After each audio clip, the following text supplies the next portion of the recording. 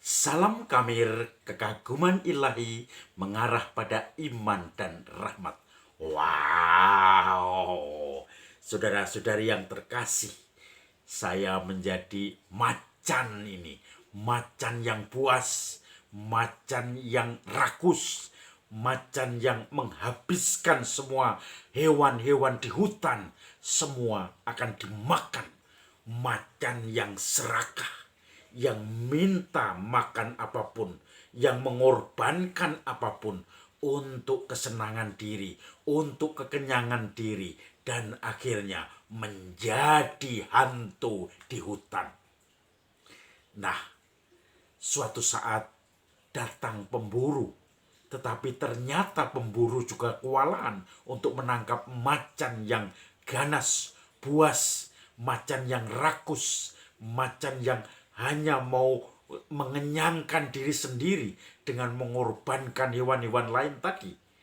Akhirnya pemburu tadi mulai memikirkan cara menangkap macan itu. Dia memakai satu pisau, kemudian dikasih darah pisau itu, darah hewan yang dibunuh, kemudian dipercik-percikan di situ. Kemudian pisau yang tajam tadi ditaruh di depan kandang macan itu. Kemudian macan itu mulai keluar dari persembunyiannya, dari sarangnya. Kemudian dia mencium bau darah.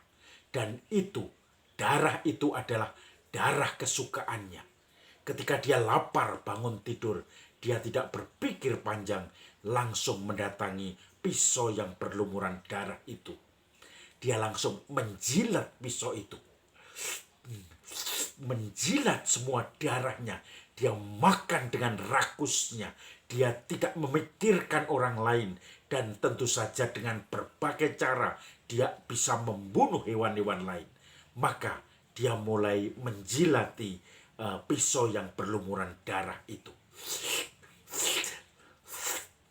Dan tanpa sadar karena tajamnya pisau ini, saudara-saudari, maka kemudian luka di lidah dari macan atau harimau itu tidak dirasakannya.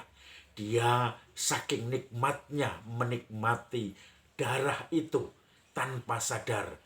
Lidahnya sendiri terluka dan dia ternyata makan lidahnya, makan darahnya sendiri yang keluar dari lidah yang terluka itu. Dan akhirnya lama-lama kehabisan darah karena dimakan sendiri. Dan akhirnya harimau itu pun yang terkenal ganas kemudian menjadi lunglai dan tewas. Cerita ini saya dengarkan dari cerita seorang biksu. Biksu yang menceritakan tentang keserakahan manusia, tentang egoisme manusia yang berani mengorbankan, membunuh, menyengsarakan orang lain. Dan akhirnya dia sendiri hanya memupuk kekayaan, memupuk kekenyangan diri, memupuk kemapanan dengan mengorbankan banyak orang-orang di sekitarnya. Saudara-saudari yang terkasih, Injil hari ini juga berbicara hal yang sama. Yesus turun dari bukit, kemudian mencari tempat yang datar, dan banyak orang mengikutinya. Maka di tempat yang datar itu Yesus memberikan sabda bahagia. Berbahagialah engkau yang miskin, karena engkau yang empunya kerajaan Allah. Berbahagialah engkau yang lapar, karena engkau akan dipuaskan. Berbahagialah engkau yang menangis, karena engkau akan tertawa.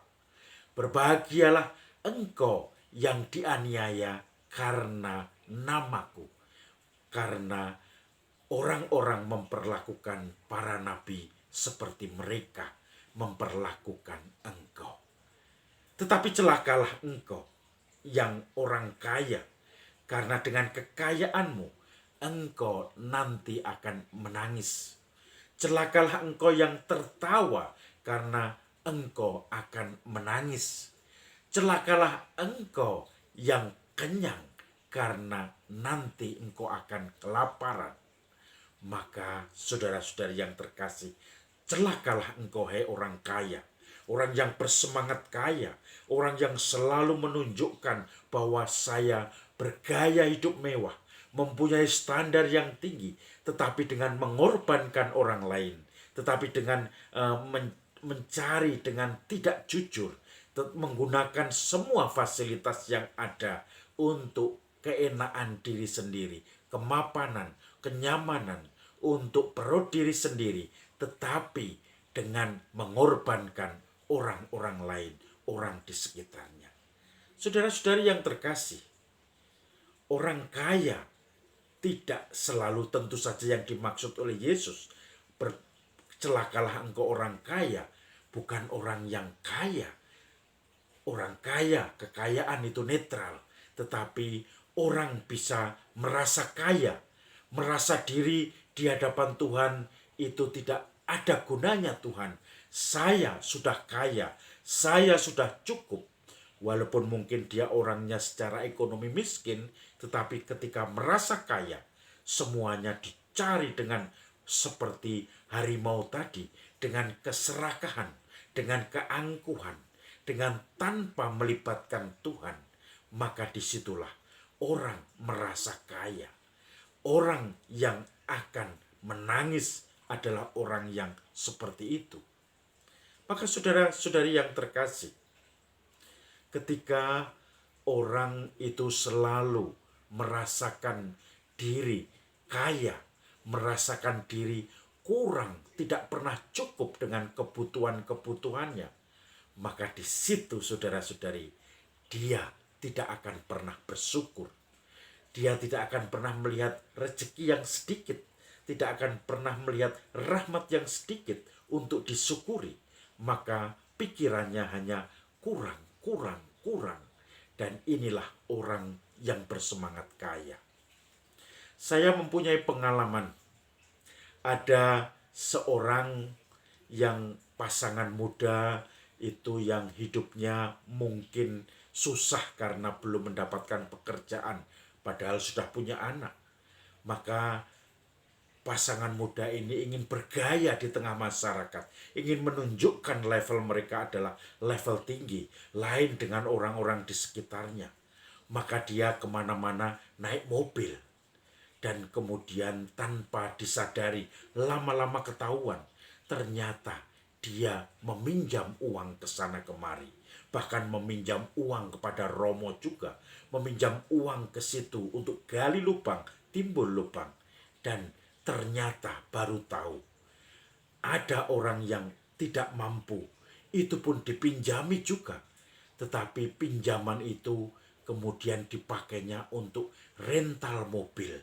Ternyata mobil itu bukan mobilnya yang untuk memenuhi gaya hidupnya, tetapi hanya mobil rentalan. Uangnya dari mana? Dari menipu sana sini, pinjam utangan sana sini, yang setelah itu tidak mau bayar. Dan disitulah dia merasakan diri kaya di hadapan Tuhan. Maka tidak akan cukup berapapun rahmat yang diberikan Tuhan. Dia akan mencari lebih.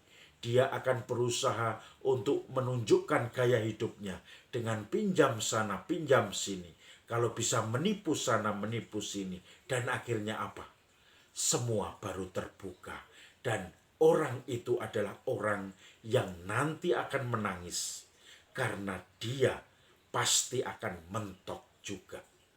Maka saudara-saudari yang terkasih, ingatlah cerita harimau atau macan tadi yang buas, yang hanya selalu mencari keserakahan, mengorbankan orang lain. Kemudian dia akan merasa puas kalau sudah mencelakai orang lain dan mendapatkan diri sendiri keuntungan. Sehingga dia merasa kaya, tidak pernah bersyukur di hadapan Tuhan. Kalau kita melihat bahwa kita miskin di hadapan Tuhan, kita membutuhkan Tuhan, kita membutuhkan berkat-Nya, maka di situ saudara-saudari yang terkasih, kita akan bersyukur. seberapapun Tuhan memberi kita rezeki. Sehingga kita tidak akan rakus, angkuh, serakah, dan akhirnya penuh syukur berbagi dalam hidup kita sehari-hari. Salam Kabir, kekaguman ilahi mengarah pada iman dan rahmat.